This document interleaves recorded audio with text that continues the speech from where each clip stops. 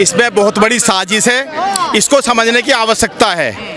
पूरे देश में एक बाबा साहब का 14 अप्रैल का जन्मदिन ऐसा आता है जो पूरे वर्ल्ड में कोई ऐसा महापुरुष नहीं है जो एक महीना तक इतना बड़ा, जो दिल्ली जैसी पूरे देश की जो राजधानी है, पूरे देश की क्रीम है सब तरह से, वहाँ पे हमारा मेला लगता है। उस मेले से इतने नाखुश हैं ये लोग कि हर साल जो हमारा इतना दिन पे दिन बढ़ता जा रहा है कारवा बाबा साहब का, उसको डिमोलाइज करने के लिए इनके पास डायरेक्ट में कुछ करने के लिए रास्ता नहीं था। इन्होंने सोचा इसको किस तरह से डिमोलाइज किया जाए ताकि ये जनता या मेला यहाँ से खत्म हो जाए।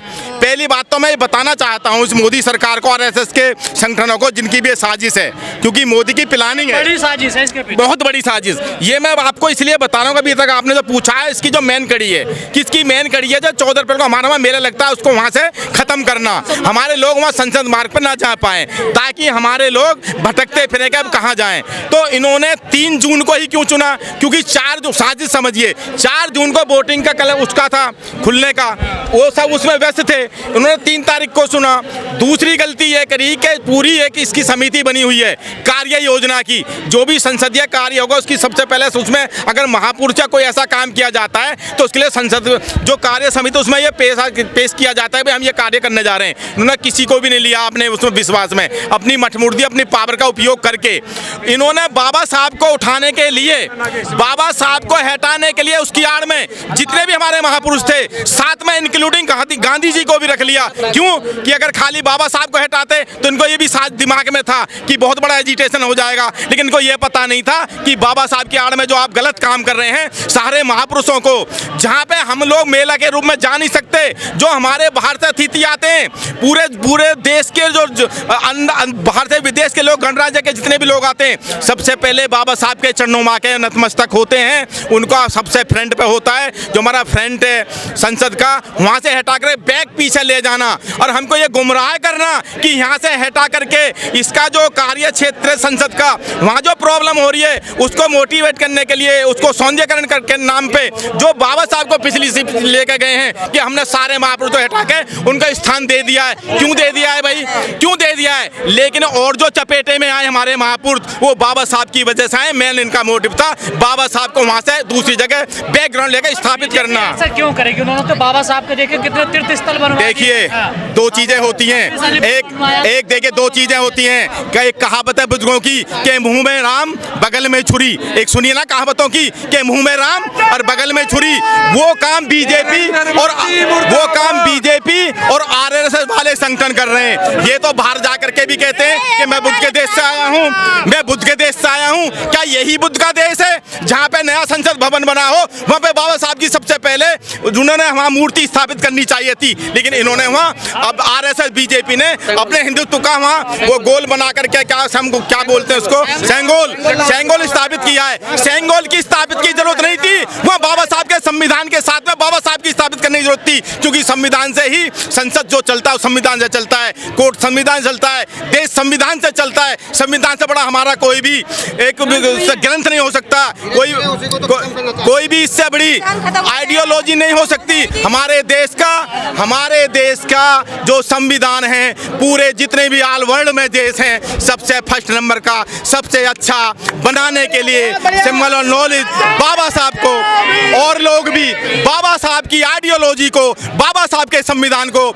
जितने भी वर्ल्ड के देश हैं वो आकर के नतमस्तक होते हैं और कहते हैं कि धन्य है वो बाबा साहब जो आपके देश में पैदा हुए। अगर हमारे देश में पैदा होते तो मैं तो सूर्य की पदवी देता। ऐसे लोग हैं जो संविधान हमारे देश सच्चा हो ही नहीं सकता, लेकिन यहाँ क्योंकि मनुवादियों की सरकार है, मनुवादियों की सोच सदियों से आई हुई है, हमको शोषित पीड़ित करने के लिए इन्होंने किया है, ये इनको हजम नहीं होता है। आज हमारे जो भी थोड़े बहुत नेता जो भी राजनीति में या संगठन में जितने में पढ़े लिख करके मौजूद हुए हैं, उनको इस चीज से घबराहट है कि आने वाले समय पे ये संविधान के रूप में विज्ञान के रूप में देश को ना जाया जाए, इसलिए ना जानने के लिए ये अपना करते हैं। इसलिए हम यहाँ आज ये पहला ट्रेलर है, आज ये पूरे देश का आंदोलन पहला ट्रेलर है। अगर इसको स्थापित करने के लिए उन्होंने कोई भी ऐसी कार्य नहीं की कि भाई हाँ आश्वासन नहीं दिया कि बाबा साहब वहीं स्थापित होंगे। होंगे। हम चाहते हैं हमारा मेला जो पूरे वर्ल्ड में फेमस है वो हुई लगता रहेगा, मूर्ति में हुई स्थापित चाहिए, इसलिए ये एजिटेशन हो रहा है। इसलिए मेरा निवेदन है बीजेपी की सरकार से, मोदी से, आरएसएस के संगठनों से कि भाई हमको हमारे दलित समाज के जितने भी है, खास तौर से बाबा साहब या कोई भी हमारे महापुरुष हैं, उसको बिल्कुल भी छेड़ा ना जाए। इसलिए मेरा निवेदन है सबसे कि बीजेपी सरकार से पुनः आर्ट टेलर देखते हुए इस चीज को जहाँ पे स्थापित था हुई पुनः उसके आदर रूप में, हमारे मेले के रूप में कि हम आदर नहीं हमारे हुई बाबा साहब स्थापित किया जाए। हमें और कुछ मांगनी है नहीं किसकी मांग, हम तो सरकार बनाएंगे। हमें तो तुमने तो डिक्लेयर बी टीम किया हुआ है ना, बी टीम ही सही, तुम डिक्लेयर कर दो। रही बात अगर हमारे आत्मसम्मान से चोट आएगी तो हम लड़ाई लड़ेंगे। दूसरी बात, जिस अखिलेश यादव की आप बात कर रहे हो उस अखिलेश यादव की बता दूं, कबीरदास नगर बदला, फूले नगर बदला, सब चीज बदले। जब तक खून है, जब तक पसीना है, जब तक रगों में पानी दौड़ रहा है, जब तक बसपा को ढोएंगे। टिकट के लिए तो मुर्गा मांगते हैं। नहीं, हमें सुनो, यही सवाल, यही इस प्रकार के सवाल जब बाबा साहब डॉक्टर नहीं मैं क्या कह रहा हूँ, यही जो सवाल है वो साहब काशीराम और बाबा साहब से भी किया जाते थे।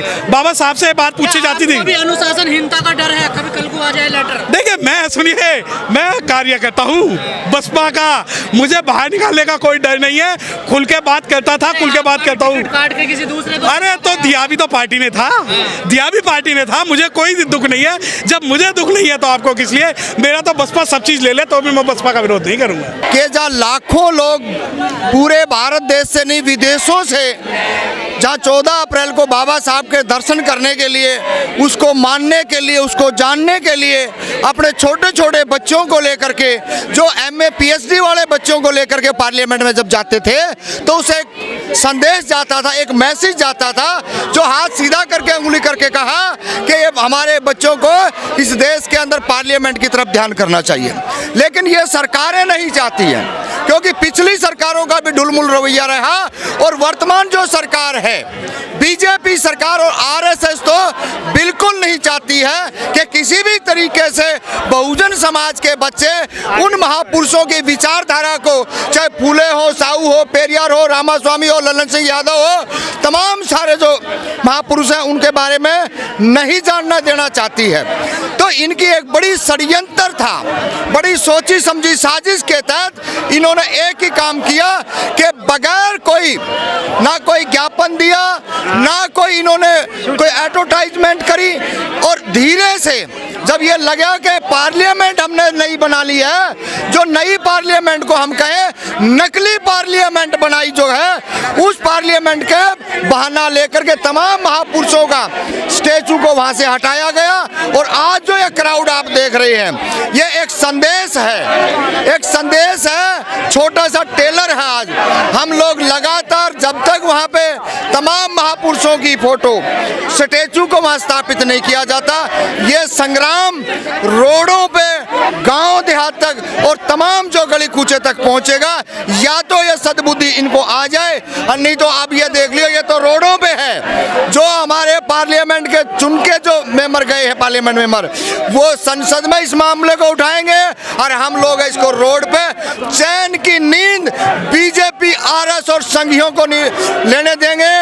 ये अब वो जान, मकसद क्या हो सकता है इसके पीछे सर? देखिए मकसद मैंने बताया ना, वो नहीं चाहते ना इस देश के आने वाली युवा पीढ़ी को महापुरुषों के बारे में, जो हमारे आइकन है, आइडियोलॉजी है हमारी, हम उस विचारधारा को आगे लेके चलें। अब लाखों करोड़ों लोग आ रहे हैं और आपने एक झटके में क्या किया है, तो ये सीधा सीधा उनको डर था कि लंबे समय से यहाँ आगे जो है परिवर्तन हो रहा है, बच्चे शिक्षित हो रहे हैं। कार्य का हवाला दिया जाए। नहीं, कोई कार्य नहीं। ये अगर आपने कार्य कुछ करना था वहाँ पे तो आप बताते, सूचना देते, आप सूचना तो देते ना, आपने सूचना नहीं दी और चोरों की तरह आपने आके ये किया। इसका पूरे देश के अंदर रोष है और इसको बगैर सूचना के काम हुआ है, बगैर सूचना के काम है। संसदीय कार्य समिति में तो प्रस्ताव रखा गया। अगर रखा गया तो सार्वजनिक करिए ना उसको।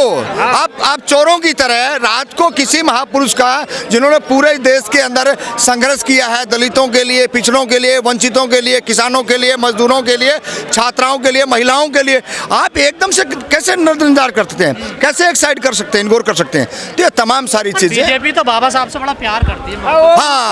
हाँ, प्यार करती है, बिल्कुल सही कहा आपने। उदाहरण दिया 26 अलीपुर रोड का और आपने दिया जनपद का। तो ये जो चीजें हैं, इन्होंने 8 साल के बाद में रिएक्शन शुरू कर दिया।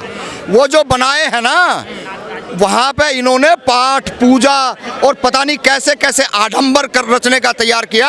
ये तो बहुत क्रांतिकारी हमारे जो साथी थे, वो समय पे पहुंचे वहाँ पे और जाके इनके खिलाफ कंप्लेंट दी और लोग साथ खड़े हुए FIR दर्ज कराई है। ये यही चाहते हैं कि किसी न किसी तरीके से यहाँ पर भी हम किसी गोडसे वगैरह की फोटो लगाएं। और इस देश के पार्लियामेंट के अंदर कल क्या हुआ देखा नहीं है? जय गोडसे की आवाज लगाने वाले माफी वीर जो पार्लियामेंट में गए हैं, क्यों लगाएंगे ना? जय भीम एक आइडियोलॉजी है, एक सोच है, एक विचार है। वो क्या गोडसे क्या है? उसका माफीनामा मांगने वाले, जो लोगों की हत्या करने वाले, जो मॉब लिंचिंग करने वाले, उनका कोई भी इतिहास उठा के एक ये बता दे। अगर उनको बोलना था तो बच्चों के ऊपर बोले ना। जो पेपर लीक हो रहे हैं उनको शर्म आनी चाहिए। आज इस देश के अंदर हमारे बच्चे पढ़ लिख करके यूनिवर्सिटी में पहुंचे, आज वो PhD करने की तैयारी में गए और आज जो ना वो हाल, एक मजदूर का बेटा, एक दलित का बेटा, एक किसान का बेटा, जो 4,000-5,000 रुपये एक बच्चे का एक पेपर में खर्च आता है, ये उनको पता नहीं, उनके तो घराने भरे जा रहे हैं। एक बार जरा सा कहना कि जी पेपर लीक, करोड़ों अरबों रुपए का खेल है ये। और पहली बार करता है, कौन करता है? ये राजनीतिक गलियारों में जो बैठे हैं ना, यही लोग करते हैं। ये पेपर लीक मामला कोई पहली बार थोड़ा, व्यापक घोटाला नहीं सुना आपने? नहीं, बिल्कुल सुना है।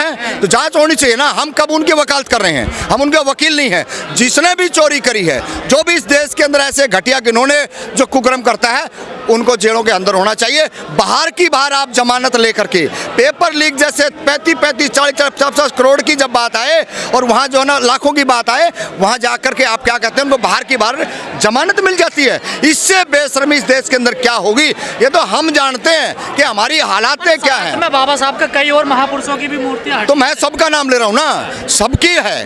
किसी को भी किसी की भावनाओं को हाथ नहीं पहुँचाना चाहिए था।